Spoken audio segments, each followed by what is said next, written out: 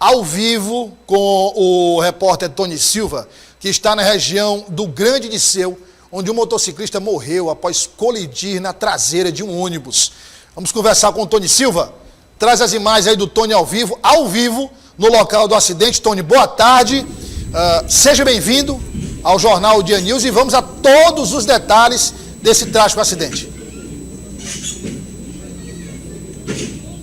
Boa tarde, Douglas Cordeiro, boa tarde para todo mundo que nos acompanha. Exatamente, Douglas, este acidente lamentável que acabou vitimando um pai de família aqui na região do São Sebastião, aqui zona sudeste da capital, Grande Disseu. Não é? Nós chegamos aqui e encontramos o local ainda totalmente interditada, a avenida, os dois sentidos, as pessoas que têm que passar por aqui têm que tomar algum atalho, e nós chegamos no exato momento em que encontramos aqui a perícia já no local, realizando todos os procedimentos periciais. Nós estamos inclusive aqui com o perito Eduardo Gonçalves e nós vamos conversar com ele para saber com mais detalhes. Ô perito, o que o senhor viu aí que pode nos passar com relação a este acidente trágico agora há pouco? Boa tarde, seja bem-vindo. Boa tarde Douglas, boa tarde a todos. De início, a gente fez um levantamento preliminar, apurando uma situação de colisão traseira da moto colidindo na parte posterior do ônibus.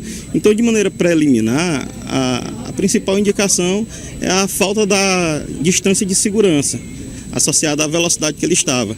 Então, a gente, a partir desse levantamento, verificando as fotos, novamente os vestígios, estudando, a gente vai verificar a possibilidade de concluir neste sentido. O motorista do ônibus...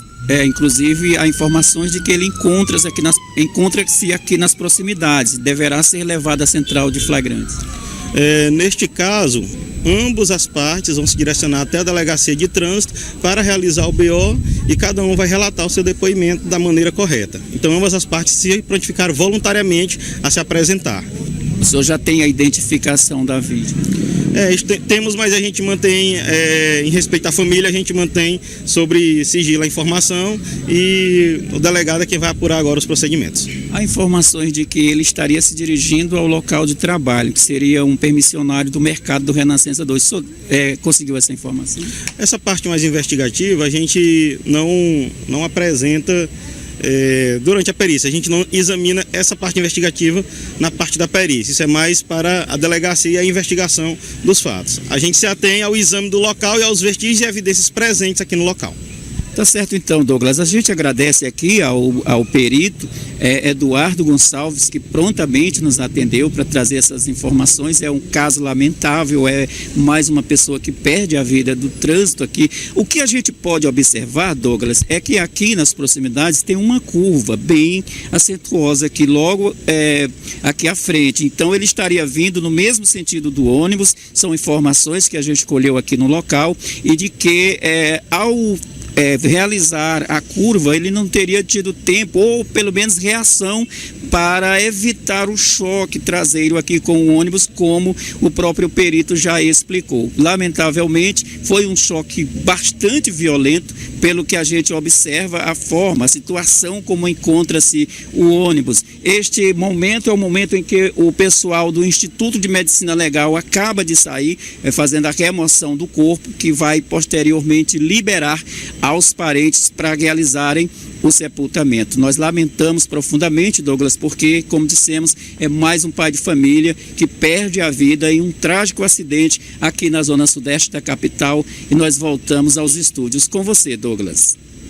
Tony, só para não ficar nenhuma dúvida em relação a tudo que aconteceu, para nossa audiência ficar muito bem informada, como é que foi? A gente está vendo um ônibus e dá para ver nitidamente o local da colisão, ali na traseira esquerda do ônibus. E como é que foi mais ou menos a dinâmica do acidente?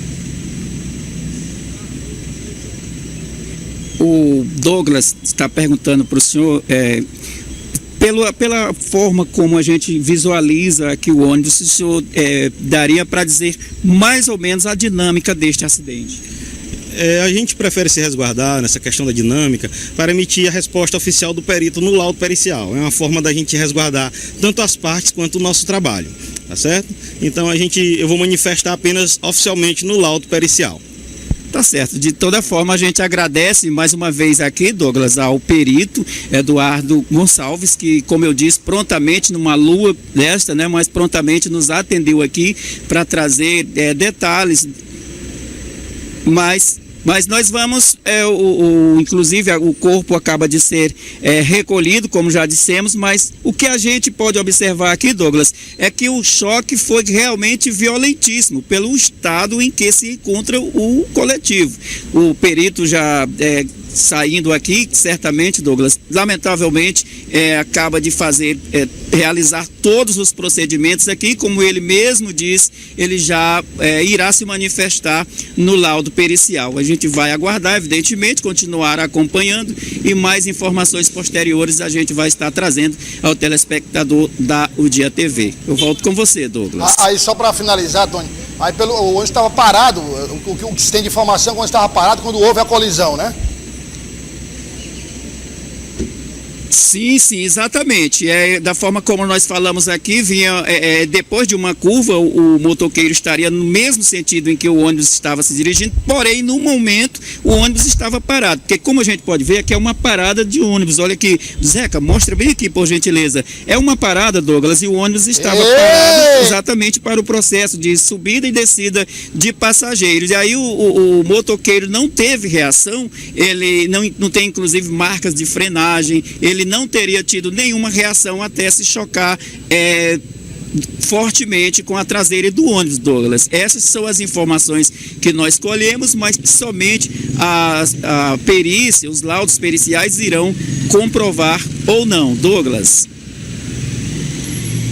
Obrigado, Tony, pelas informações. Você está ao vivo do local, qualquer novidade, pode chamar, se tem prioridade. Esse acidente trágico, como o Tony acabou de falar, que ocorreu na zona sudeste e vitimou uma pessoa, um trabalhador, um pai de família, que infelizmente com a colisão com o ônibus terminou perdendo a vida. Tony, qualquer informação nova, ele volta com as informações de imagens ao vivo do local do acidente. Olha, quando a gente fala de não só o centro, né? Porque a gente discute muito a revitalização do centro de Teresina, mas é importante também a gente discutir,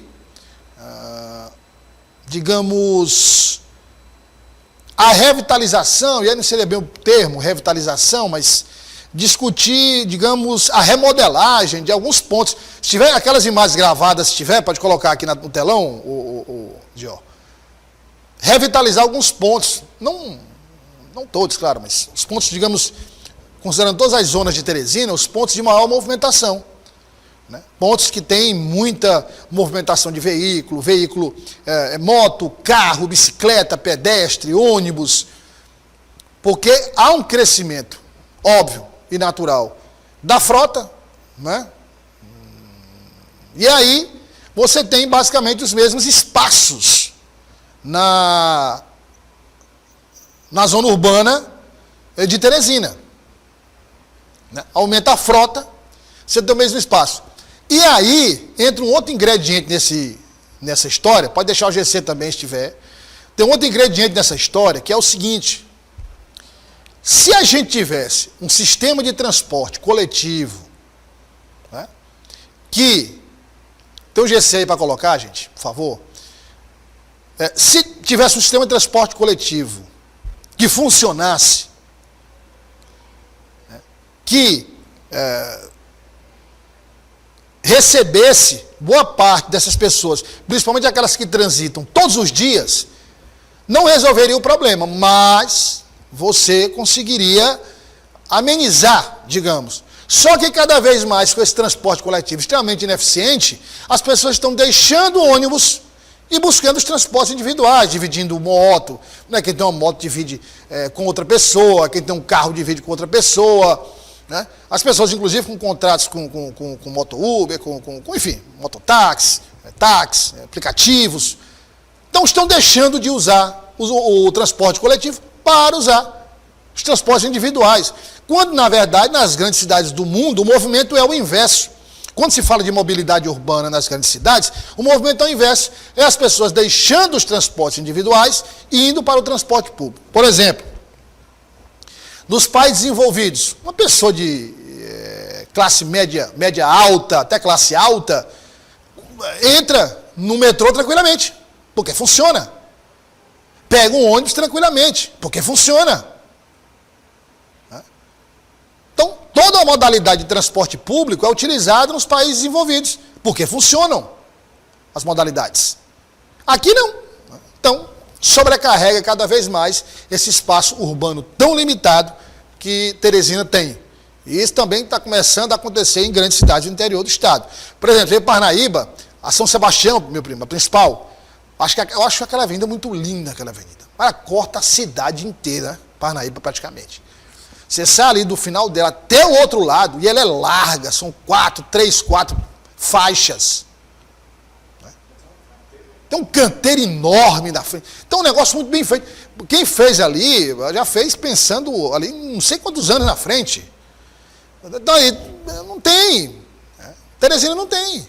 A Frei Serafim. A São Sebastião é maior do que a Frei Serafim, em termos de largura. É maior do que a Frei Serafim, tenho certeza. Se não for do mesmo tamanho, é maior.